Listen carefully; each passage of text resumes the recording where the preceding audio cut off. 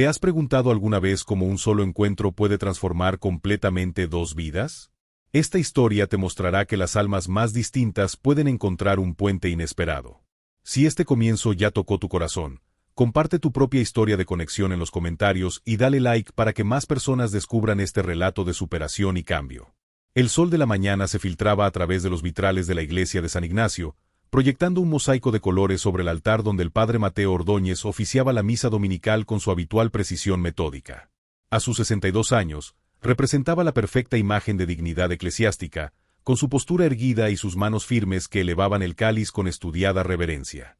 Ninguno de los feligreses que ocupaban los bancos de caoba, empresarios, políticos y familias adineradas de Caracas, podía imaginar el vacío que habitaba detrás de aquellos ojos oscuros y serenos. Mateo había nacido en cuna de oro, tercera generación de petróleros de Maracaibo, y su decisión de entrar al sacerdocio nunca había interrumpido su relación con el poder y la riqueza.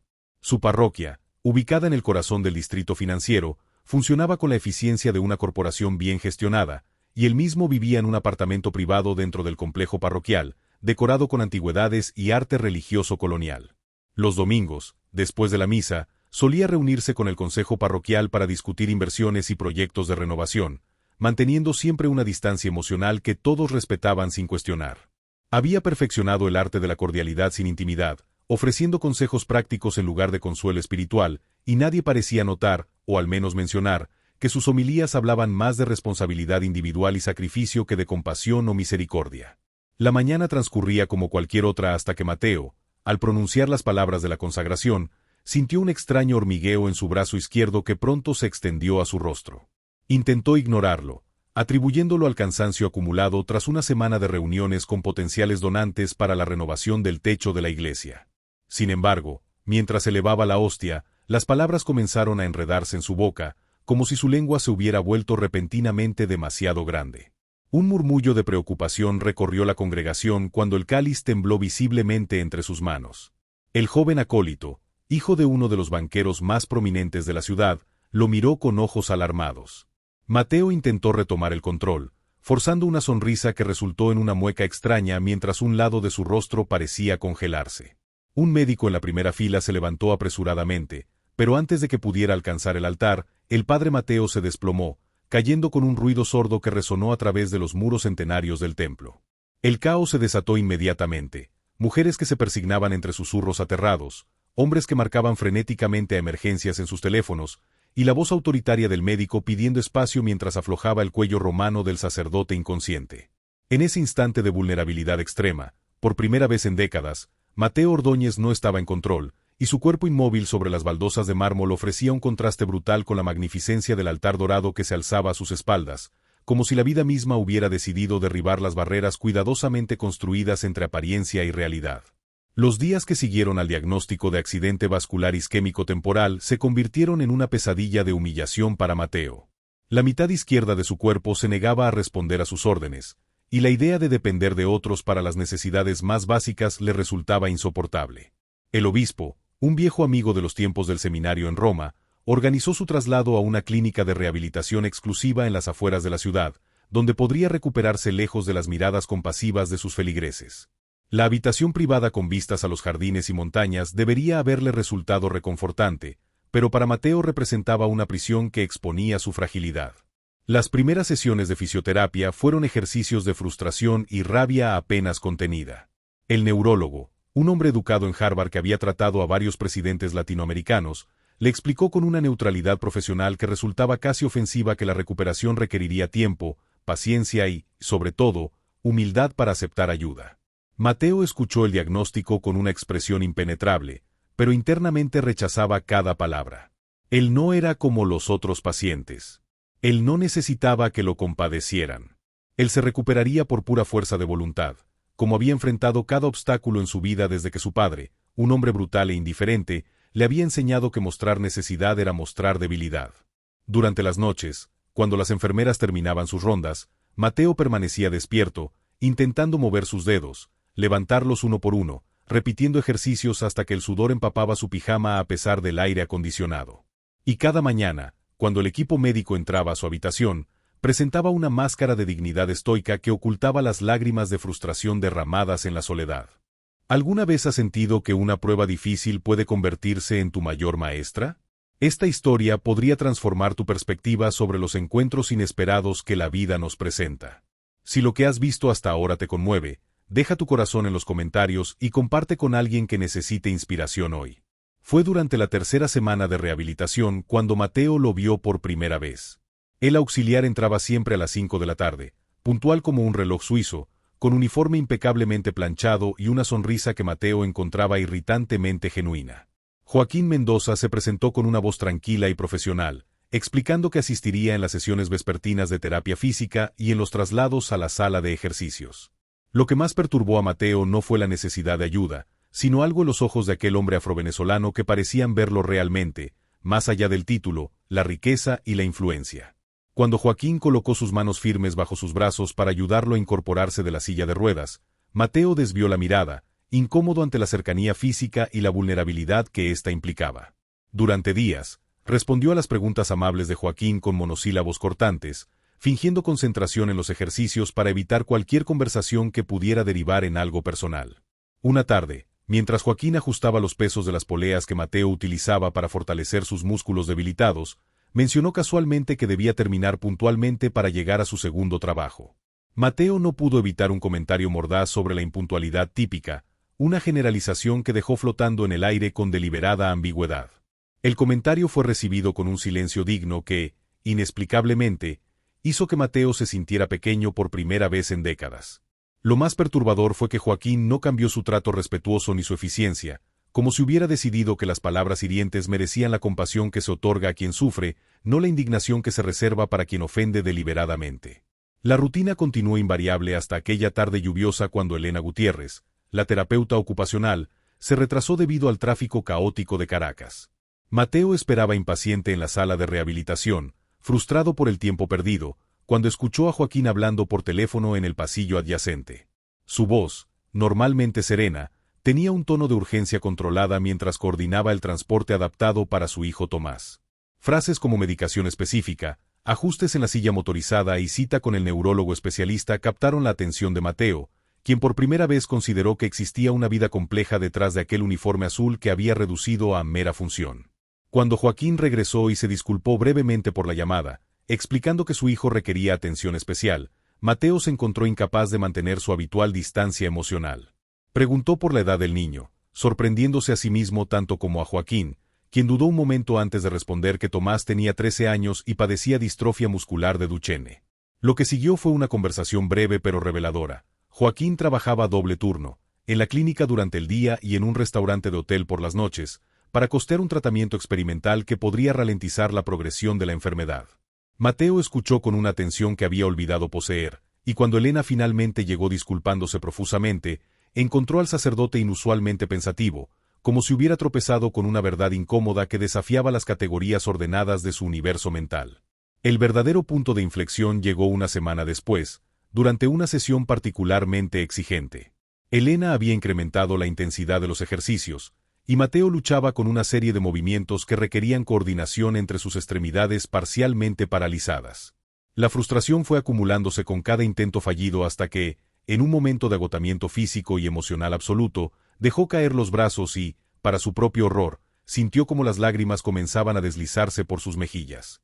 Intentó girar el rostro, ocultar aquella debilidad imperdonable, pero el movimiento brusco desequilibró su silla. Fue Joaquín quien reaccionó instantáneamente, estabilizándolo con firmeza pero sin invadir innecesariamente su dignidad. En lugar de ignorar discretamente el momento de vulnerabilidad, o peor aún, ofrecer consuelo condescendiente, Joaquín simplemente comentó que el primer día que trabajó con pacientes de rehabilitación, él mismo había llorado toda la noche, abrumado por la magnitud del sufrimiento humano y la fuerza necesaria para enfrentarlo. No hubo en sus palabras ni rastro de lástima, solo el reconocimiento entre iguales de que el dolor forma parte del camino. Algo se quebró dentro de Mateo en ese instante, como si una represa construida durante décadas cediera bajo la presión acumulada. Entre sollozos que sacudían su cuerpo entero, confesó su terror, no ante la posibilidad de quedar permanentemente discapacitado, sino ante la idea de que quizás nunca había sido realmente útil para nadie. Joaquín permaneció a su lado, sin tocarlo pero presente, ofreciendo el regalo de su atención sin juicio mientras Mateo articulaba, por primera vez, la sospecha de que toda su vida, los logros, las donaciones, los proyectos parroquiales, podría haber sido un elaborado mecanismo para evitar la verdadera conexión humana que tanto anhelaba y temía. Los días siguientes trajeron un cambio sutil pero significativo. Mateo comenzó a preguntar por detalles de la vida de Joaquín, no con la curiosidad superficial del superior que investiga a un subordinado, sino con el interés genuino de quien descubre un territorio inexplorado. Aprendió que Joaquín había nacido en Barlovento, región de fuerte herencia africana, y que había estado a punto de estudiar medicina hasta que la crisis económica y prejuicios apenas disfrazados de requisitos administrativos cerraron esa puerta. Descubrió que leía extensamente, filosofía, historia, literatura, en los trayectos de autobús entre sus trabajos, y que mantenía una pequeña biblioteca en su modesto apartamento de Petare donde organizaba círculos de lectura para adolescentes del barrio. Con cada nueva pieza de información, la imagen simplificada que Mateo había construido se desmoronaba, revelando la complejidad de una vida vivida con propósito y dignidad a pesar de obstáculos que él, con todos sus privilegios, nunca había enfrentado. Una tarde, durante una conversación sobre creencias personales, Joaquín mencionó casualmente que su fe no se basaba en dogmas, sino en la convicción de que la dignidad humana era sagrada, independientemente de circunstancias externas. Algo en esa afirmación resonó profundamente en Mateo, recordándole sus motivaciones originales para entrar al sacerdocio, antes de que las complicaciones administrativas y la política eclesiástica lo alejaran del impulso espiritual inicial. Esa noche, por primera vez desde su accidente, Mateo rezó de verdad, no la recitación mecánica de oraciones aprendidas, sino una conversación vulnerable con lo trascendente, agradeciéndole a cualquier fuerza que gobernara el universo por el privilegio de haber conocido a alguien como Joaquín Mendoza, quien le estaba enseñando, quizás sin saberlo, más sobre la verdadera naturaleza de la fe que todos sus años en el seminario. ¿Has experimentado alguna vez cómo un encuentro inesperado puede abrir puertas que ni siquiera sabías que existían? Si esta historia está resonando en tu corazón, activa la campanita de notificaciones para no perderte ningún episodio de esta transformación que apenas comienza a florecer. Tu apoyo nos inspira a seguir compartiendo historias que iluminan el alma. La recuperación de Mateo progresaba con una constancia que asombraba al equipo médico. Su determinación, antes dirigida a mantener barreras emocionales, ahora se canalizaba hacia ejercicios que fortalecían gradualmente su lado izquierdo. 3 meses después del accidente vascular, podía caminar distancias cortas con ayuda de un bastón, aunque aún dependía de la silla de ruedas para trayectos más largos. Fue su propio avance lo que le permitió, una tarde de viernes, aceptar la invitación de Joaquín para conocer a Tomás. El viaje al modesto apartamento en Petare representó para Mateo un descenso literal y metafórico desde las alturas privilegiadas de su existencia habitual. Mientras el vehículo adaptado zigzagueaba por callejones estrechos donde la pobreza era tangible, pero también lo era la dignidad con que sus habitantes la enfrentaban, Mateo observaba con nuevos ojos un paisaje urbano que había preferido ignorar durante décadas. El hogar de los Mendoza, aunque pequeño, resplandecía con una atmósfera de calidez que Mateo inmediatamente reconoció como auténtica. Libros cuidadosamente ordenados ocupaban estanterías construidas a mano, plantas exuberantes crecían en recipientes reciclados, y fotografías familiares enmarcadas proclamaban la centralidad de los vínculos afectivos.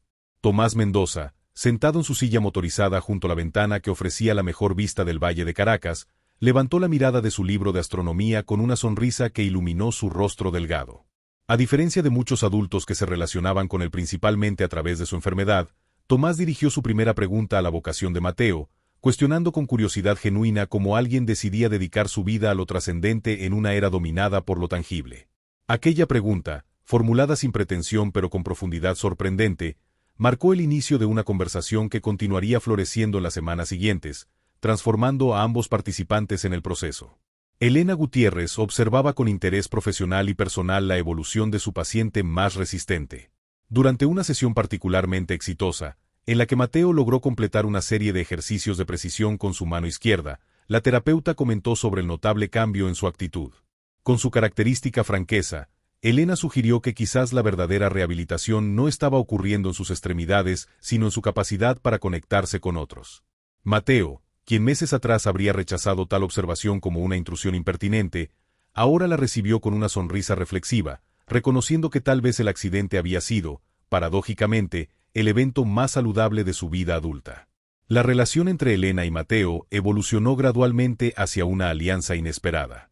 Ella, mujer pragmática criada en una familia de tradición marxista y profundamente escéptica hacia las instituciones religiosas, encontraba fascinante el proceso de deconstrucción y reconstrucción que observaba en el sacerdote. Durante los descansos entre ejercicios, compartían conversaciones sobre ética, justicia social y propósito vital que trascendían las barreras ideológicas.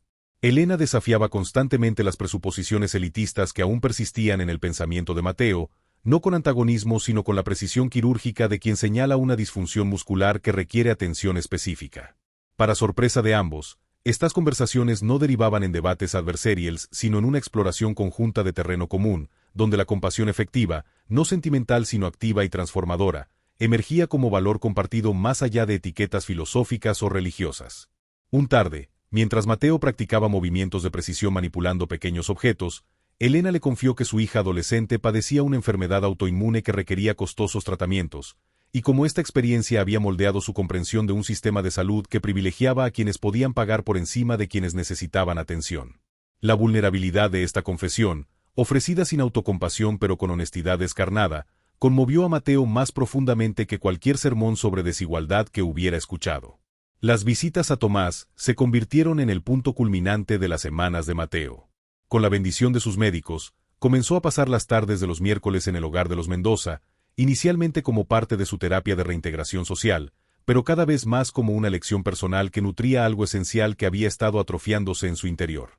Tomás, con la perspectiva única de quien observa el mundo desde una posición de limitación física pero extraordinaria riqueza intelectual, se convirtió en un interlocutor que desafiaba y estimulaba el pensamiento de Mateo. Una tarde, mientras compartían su fascinación mutua por los agujeros negros y las teorías sobre el multiverso, el adolescente comentó que encontraba poético que los cuerpos celestes más poderosos del universo fueran también los más invisibles, sugiriendo que quizás la verdadera fuerza residía en la capacidad de influir sin dominar. Esa observación casual permaneció con Mateo durante días, resonando con una visión de liderazgo y servicio radicalmente diferente a la que había practicado. A través de Tomás, Mateo también comenzó a comprender más profundamente la realidad cotidiana de Joaquín. Observaba la extraordinaria paciencia con que el padre adaptaba el entorno para maximizar la independencia de su hijo, la dignidad con que manejaba las crisis médicas recurrentes, y la fe inquebrantable, no ingenua sino resiliente, que lo sostenía a través de noches sin dormir y preocupaciones constantes sobre el futuro. Una tarde, cuando Tomás se quedó dormido después de una sesión particularmente agotadora de fisioterapia, Joaquín le confió a Mateo que lo que más temía no era la progresión de la enfermedad, sino la posibilidad de que su hijo enfrentara un mundo que valorara su dignidad tan poco como para negarle oportunidades por su condición.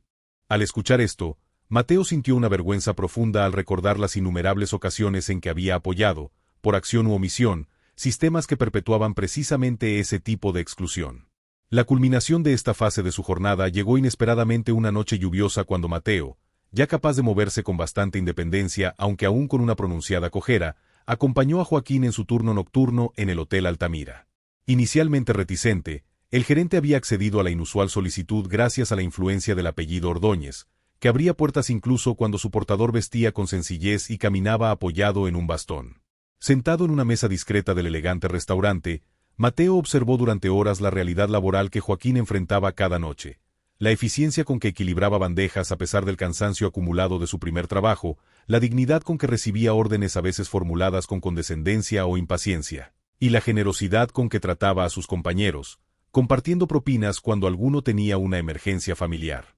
Cerca de la medianoche, un grupo de ejecutivos visiblemente ebrios comenzó a comportarse de manera inapropiada, y uno de ellos se dirigió a Joaquín con un comentario racista apenas disfrazado de broma. Mateo se tensó, preparándose para intervenir, pero lo que presenció lo dejó sin palabras. Joaquín respondió con una cortesía que no sacrificaba su dignidad, manejando la situación con una gracia que desarmó la agresión sin alimentarla. Más tarde, cuando Mateo expresó su admiración por tal autocontrol, Joaquín simplemente respondió que había aprendido hace mucho tiempo que su valor no residía en las percepciones ajenas, sino en su propia integridad, y que cada interacción representaba una oportunidad para educar mediante el ejemplo, no para satisfacer el impulso comprensible, pero finalmente infructuoso de responder a la ignorancia con indignación. En el taxi de regreso, mientras la lluvia golpeaba los cristales y las luces de la ciudad dibujaban patrones caleidoscópicos, Mateo tuvo una epifanía que sacudió los cimientos de su comprensión teológica. Quizás había estado predicando durante décadas sobre un Dios que nunca había realmente conocido hasta encontrarlo encarnado en la dignidad inquebrantable de un hombre como Joaquín Mendoza. ¿Conoces a alguien que haya enfrentado el momento más difícil justo cuando creía haber encontrado su camino? Esta historia podría darle esperanza. Si lo que has visto hasta ahora te ha conmovido, dale doble like y etiqueta a 3 amigos que necesiten esta inspiración hoy. Cada compartir puede transformar una vida. 6 meses después del accidente vascular, los médicos consideraron que Mateo había alcanzado una recuperación suficiente para retomar sus funciones. Su regreso a la parroquia de San Ignacio fue recibido con una mezcla de alivio cortés y curiosidad apenas disimulada. El personal administrativo y los feligreses habituales notaron de inmediato los cambios en su apariencia, la ligera asimetría facial que persistía, el bastón que ahora lo acompañaba, y algo más sutil pero igualmente significativo, una mirada más atenta, una sonrisa más accesible. El primer domingo, su homilía sorprendió a la congregación. En lugar del habitual discurso sobre responsabilidad individual y sacrificio, Mateo habló sobre la interdependencia humana y la dignidad inherente a cada persona independientemente de su condición o circunstancia. Citó ejemplos concretos de resiliencia que había presenciado durante su recuperación, cuidadoso de no revelar detalles personales pero transmitiendo la autenticidad de quien ha experimentado una transformación interna. Al finalizar la ceremonia, mientras saludaba a los feligreses en la puerta, muchos comentaron el cambio refrescante en su mensaje, aunque algunos miembros del consejo parroquial intercambiaron miradas preocupadas. Esa misma tarde, Mateo convocó una reunión extraordinaria donde presentó su propuesta: utilizar parte del presupuesto de renovación y un sector del terreno parroquial para crear un centro comunitario enfocado en familias con miembros con discapacidad, ofreciendo desde asesoría legal hasta terapias complementarias que el sistema público no cubría. Describió con precisión técnica y pasión contenida cómo este proyecto no solo beneficiaría a las familias directamente atendidas, sino que transformaría la parroquia en un verdadero centro de acción social cristiana. A medida que explicaba los detalles, la expresión inicial de interés en los rostros de los consejeros se transformó gradualmente en resistencia apenas educada. El presidente del consejo, un prominente constructor, cuestionó la viabilidad financiera mientras la tesorera expresaba preocupación por el desvío de fondos ya comprometidos para la restauración del techo.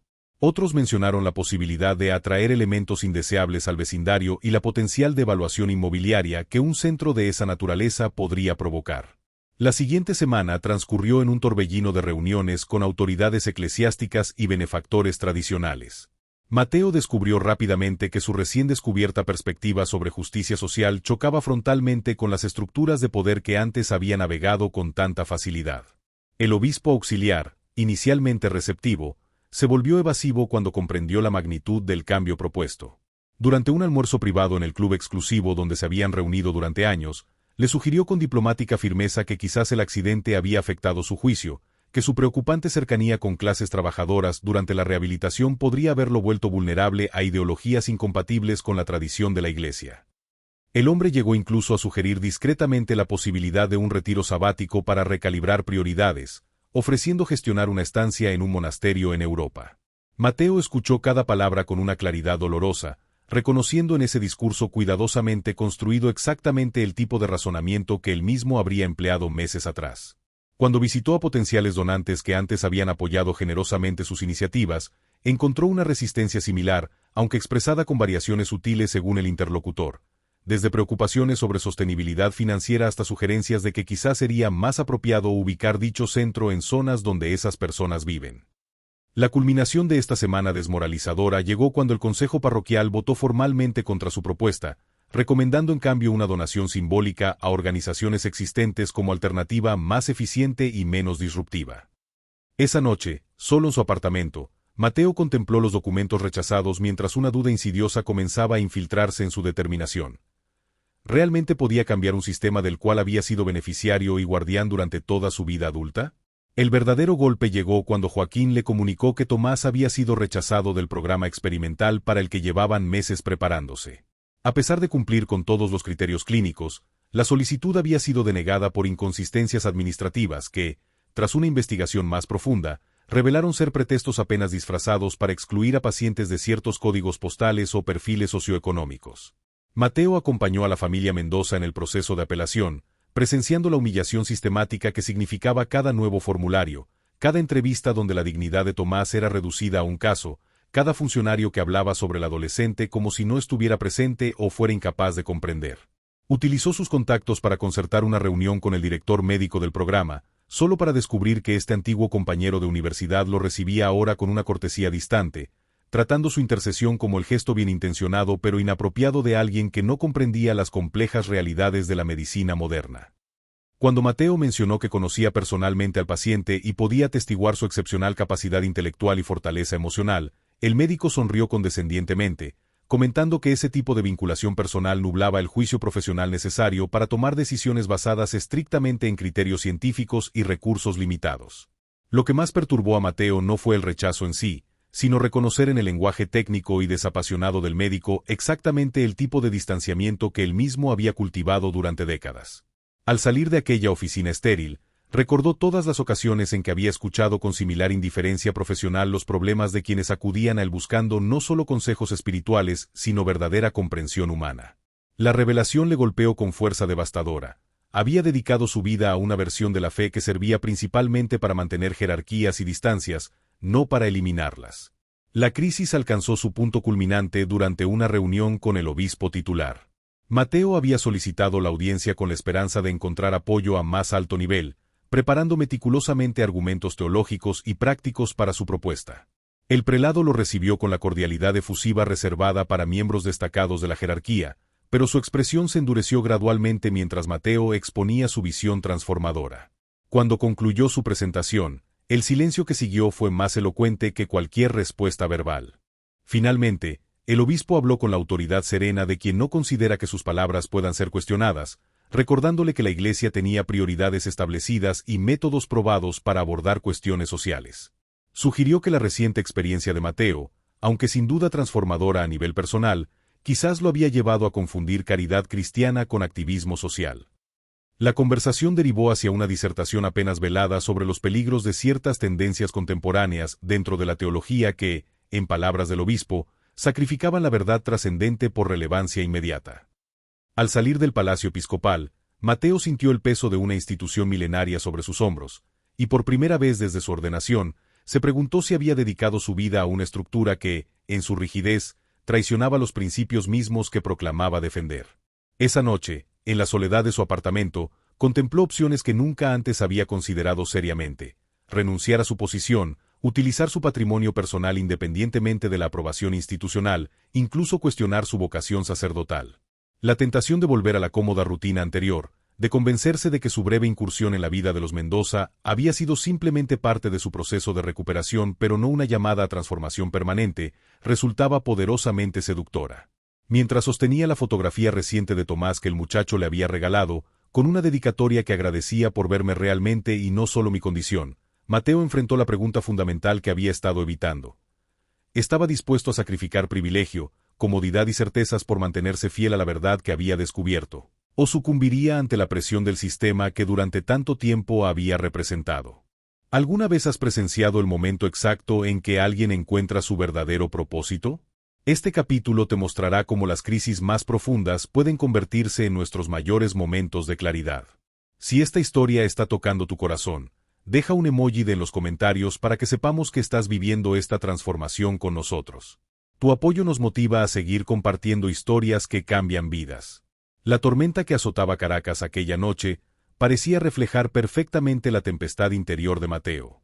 Las calles normalmente congestionadas se habían convertido en ríos improvisados, y los cortes eléctricos sumían barrios enteros en una oscuridad interrumpida solo por relámpagos ocasionales. Fue en medio de este caos que recibió la llamada de Elena. Tomás había sufrido una crisis respiratoria severa y Joaquín no conseguía transporte para llevarlo al hospital. Sin pensarlo dos veces, Mateo contactó con su chofer personal, quien, a pesar de su evidente incomodidad ante la idea de aventurarse en Petare durante una tormenta, no se atrevió a contradecir a su empleador. El trayecto que normalmente tomaba 40 minutos se extendió a casi 2 horas de navegación por calles inundadas y desvíos improvisados. Cuando finalmente llegaron al edificio, la electricidad había fallado completamente y Mateo tuvo que subir 5 pisos a oscuras, apoyándose en su bastón y en la pared, guiado solo por la linterna del teléfono del chofer. Lo que encontró al llegar le impactó profundamente. Joaquín, iluminado apenas por velas, administraba oxígeno a Tomás con un tanque portátil casi vacío mientras le hablaba con una calma que contradecía la gravedad de la situación.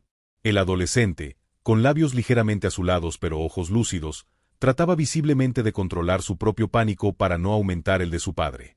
La dignidad de ambos en circunstancias que habrían justificado el completo abandono al miedo y la desesperación conmovió a Mateo hasta las lágrimas. Sin mediar palabra, ayudó a preparar a Tomás para el traslado, sorprendiéndose a sí mismo con la naturalidad con que sus manos, antes más hábiles para manejar cálices ornamentados que para ofrecer cuidados prácticos, ahora ajustaban mantas y aseguraban el tanque de oxígeno. Durante el trayecto al hospital privado donde Mateo tenía contactos, sostuvo la mano del adolescente mientras Joaquín monitoreaba constantemente sus signos vitales. Entre respiraciones trabajosas, Tomás comentó con una sonrisa débil que estaban viviendo su propia versión de la Odisea, navegando entre Sila y Caribdis para llegar a Puerto Seguro, referencia literaria que revelaba tanto su extraordinaria educación autodidacta como su capacidad para mantener humor incluso en circunstancias extremas. La recepción en la exclusiva clínica Las Mercedes reflejó perfectamente las contradicciones de la sociedad venezolana. El apellido Ordóñez abrió puertas inmediatas, y el personal médico que inicialmente había mostrado desinterés profesional al ver entrar a una familia visiblemente de recursos limitados, cambió súbitamente su actitud al comprender la conexión con el sacerdote millonario. Mateo observó esta transformación con una mezcla de gratitud pragmática y disgusto moral, consciente de que estaba utilizando precisamente los privilegios que ahora cuestionaba para garantizar atención médica de calidad. Mientras Tomás era atendido en urgencias, Mateo y Joaquín esperaban en una sala privada que contrastaba dramáticamente con las condiciones del hospital público donde normalmente habría sido tratado el adolescente. En ese espacio de forzada intimidad, iluminado por la luz antiséptica característica de instituciones médicas, la conversación fluyó hacia territorios inesperadamente personales.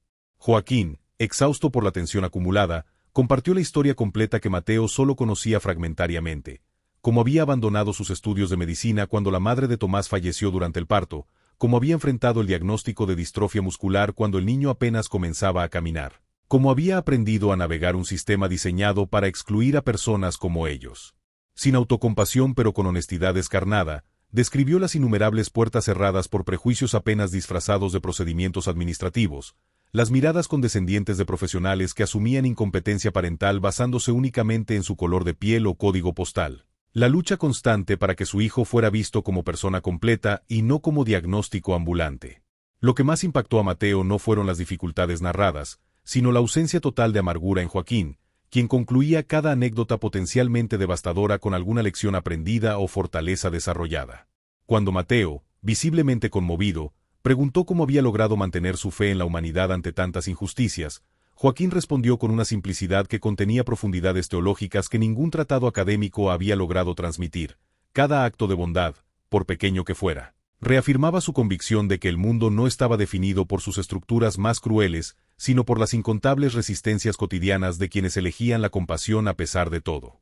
Pasada la medianoche, cuando los médicos finalmente confirmaron que Tomás estaba estable y podría regresar a casa tras un tratamiento con antibióticos de última generación, Mateo experimentó una claridad que había estado buscando durante semanas.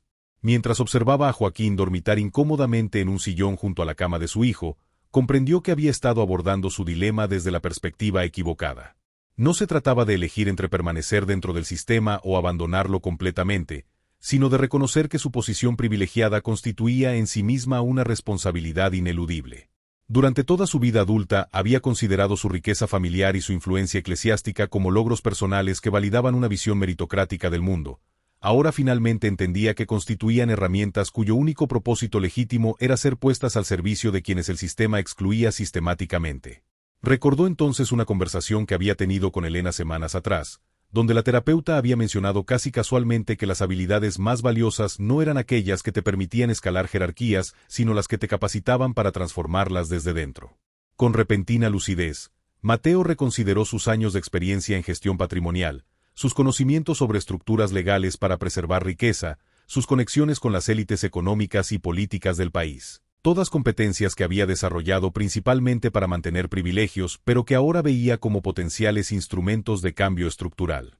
Mientras los primeros rayos del amanecer se filtraban por las persianas automáticas de la habitación hospitalaria, comenzó a esbozar mentalmente una estrategia completamente nueva, recordando contactos específicos, evaluando activos disponibles, identificando vulnerabilidades y oportunidades dentro del sistema que conocía íntimamente. Por primera vez desde su crisis, sentía que la neblina de confusión se disipaba, revelando no solo un camino hacia adelante sino también el propósito auténtico que había estado buscando desde mucho antes de su accidente vascular, quizás incluso desde aquel día lejano cuando, adolescente idealista. Había sentido el primer llamado a una vida de servicio antes de que las complejidades institucionales y las comodidades materiales difuminaran gradualmente aquella claridad original. La transformación decisiva ocurrió 3 días después, durante una vigilia improvisada junto a Tomás, quien experimentaba efectos secundarios debilitantes del tratamiento antibiótico. El adolescente, entre periodos de sueño inducido por medicamentos, había solicitado que Mateo le leyera pasajes de El Principito, libro que releía anualmente encontrando nuevos significados a medida que crecía. En un momento de lucidez, Tomás comentó que siempre le había intrigado cómo el zorro pedía ser domesticado a pesar de saber que esto inevitablemente le traería sufrimiento, sugiriendo que quizás el verdadero coraje no consistía en evitar el dolor sino en elegir conscientemente vínculos que nos vuelven vulnerables pero también más humanos. Aquella observación, pronunciada con la sencillez característica de Tomás pero cargada de profundidad filosófica, fue la pieza final que Mateo necesitaba. Recordó súbitamente un episodio de su infancia. Tenía 8 años cuando un sacerdote desconocido había intercedido por la familia de su cocinera, amenazada de desalojo en plena crisis política. Su padre, normalmente indiferente a las tribulaciones del personal doméstico, había cedido inexplicablemente ante aquel clérigo sin influencias pero de convicción inquebrantable. Durante años, Mateo había archivado aquel recuerdo como una anomalía incomprensible en el comportamiento paterno. Ahora entendía que había presenciado el raro fenómeno de una autoridad moral auténtica confrontando exitosamente al poder económico. Esa madrugada, mientras Tomás finalmente descansaba pacíficamente y Joaquín recuperaba fuerzas en la habitación contigua, Mateo experimentó lo que solo podía describir como un momento de claridad absoluta. Las lágrimas fluyeron libremente mientras reconocía tanto el tiempo perdido como las infinitas posibilidades que aún se extendían ante él. No se trataba simplemente de ayudar a Tomás o apoyar a Joaquín.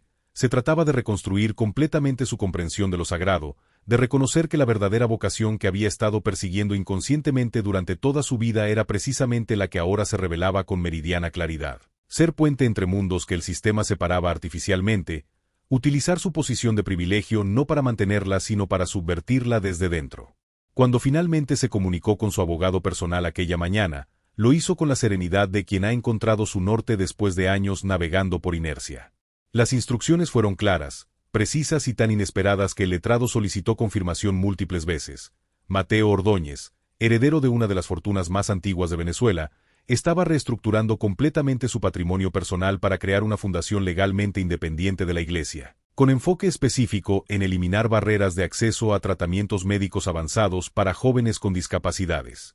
Llegamos al gran final de esta historia que ha tocado tantos corazones. Si has seguido el viaje de transformación del Padre Mateo hasta aquí, activa todas las notificaciones y suscríbete a nuestro canal para no perderte nuestras próximas historias inspiradoras. Tu apoyo es lo que nos permite seguir creando contenido que transforma vidas.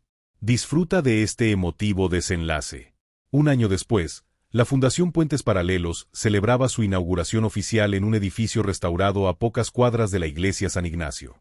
El contraste entre la solemnidad arquitectónica del templo colonial y la accesibilidad moderna del nuevo centro simbolizaba perfectamente la transformación que Mateo había experimentado. La decisión de utilizar gran parte de su patrimonio personal para este proyecto había generado reacciones encontradas en sus círculos habituales, desde admiración genuina hasta escepticismo apenas disimulado, pasando por rumores sobre posibles secuelas neurológicas de su accidente que explicarían tan radical cambio de prioridades. El obispo, tras comprender que no podría disuadirlo, había optado por una aceptación pública que le permitiera al menos asociar indirectamente a la Iglesia con la iniciativa, aunque manteniendo prudente distancia administrativa. Mateo observaba ahora el salón principal donde familias de diversos orígenes socioeconómicos compartían espacios diseñados con una inclusividad que eliminaba jerarquías visuales o prácticas. Había aprendido, durante los meses de planificación, que la verdadera accesibilidad no consistía simplemente en añadir rampas o señalizaciones, sino en repensar fundamentalmente cómo los espacios físicos reflejaban y reforzaban estructuras de poder. Los detalles que ahora apreciaba con satisfacción, desde la altura de los mostradores hasta la iluminación específicamente diseñada para personas con sensibilidad visual, desde los materiales acústicos hasta la disposición circular de las áreas comunes, representaba lecciones aprendidas directamente de quienes navegaban diariamente un mundo no diseñado para ellos. El corazón del proyecto, sin embargo, se encontraba en el programa de becas integrales que ya había permitido a 20 jóvenes con discapacidades diversas acceder a tratamientos experimentales, rehabilitaciones especializadas y equipamiento adaptado que ni los seguros privados ni el sistema público cubrían adecuadamente.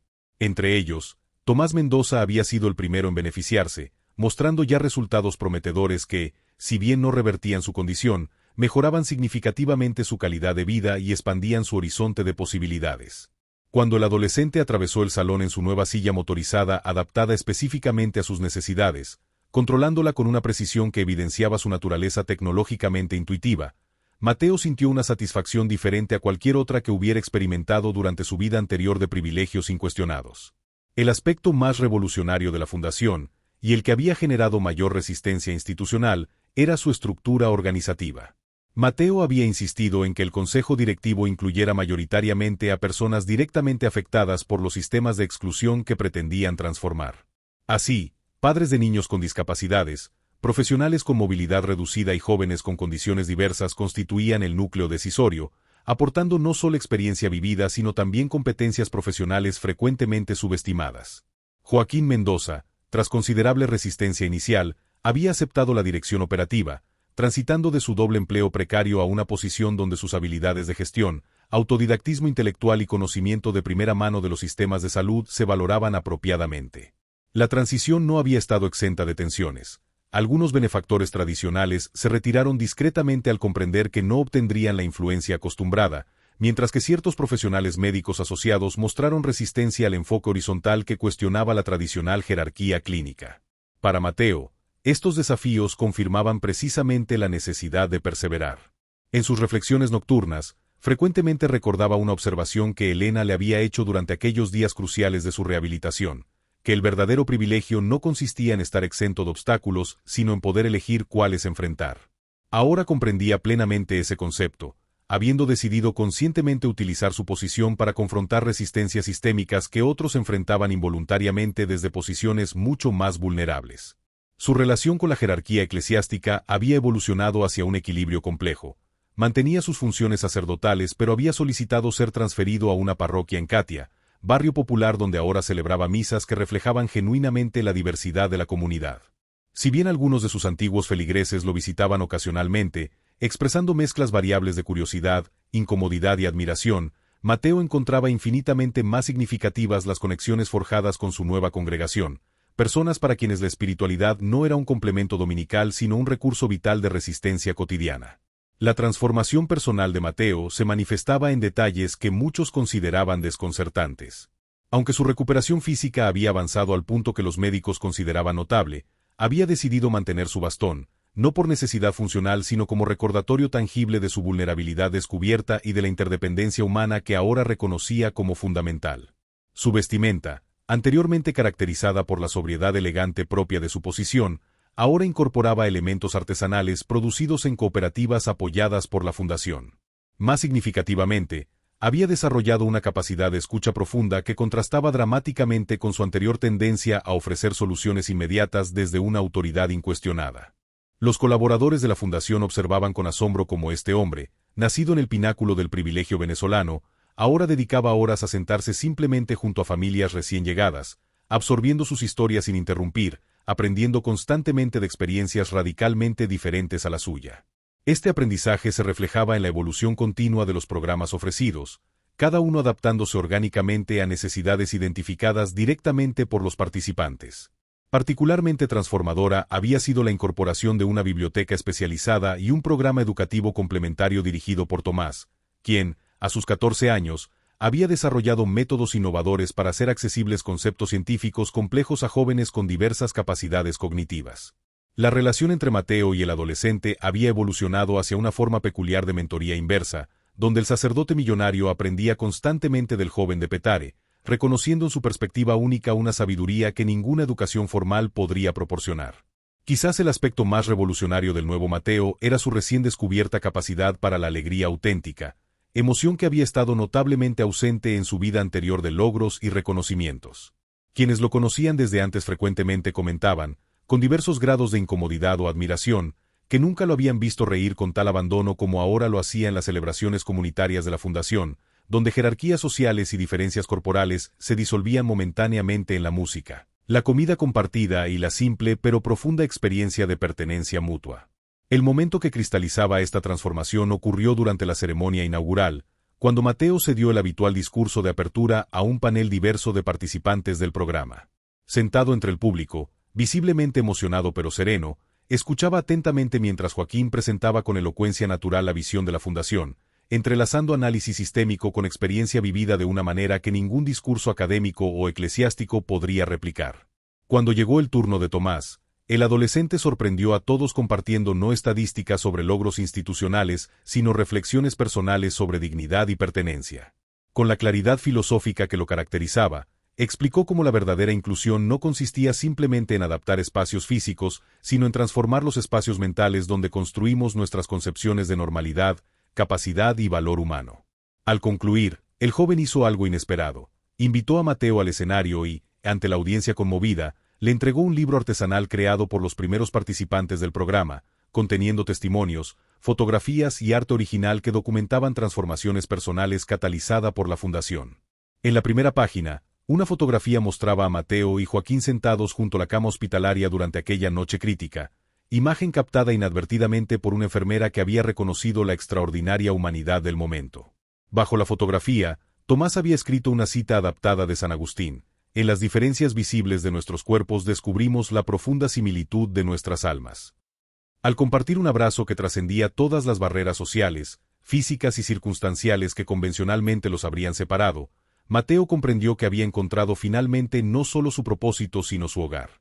Esa tarde, mientras observaba a Joaquín coordinando equipos diversos con natural liderazgo, reconoció con absoluta claridad que su verdadero ministerio ahora no consistía en predicar desde la autoridad institucional que una vez había valorado tanto, sino en practicar humildemente el arte de aprender continuamente de quienes la sociedad se empeñaba en invisibilizar.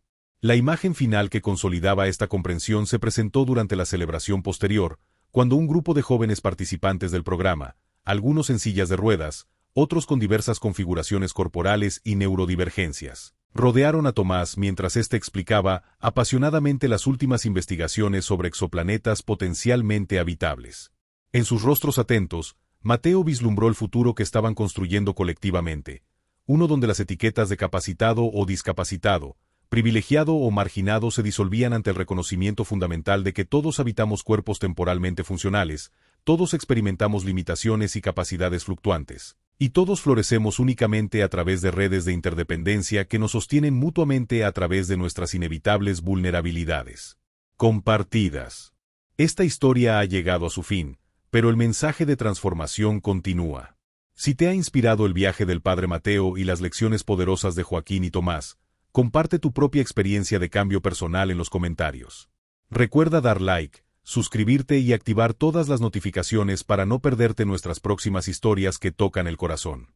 La transformación más significativa es la que ocurre cuando decidimos ver realmente a los demás más allá de nuestros prejuicios.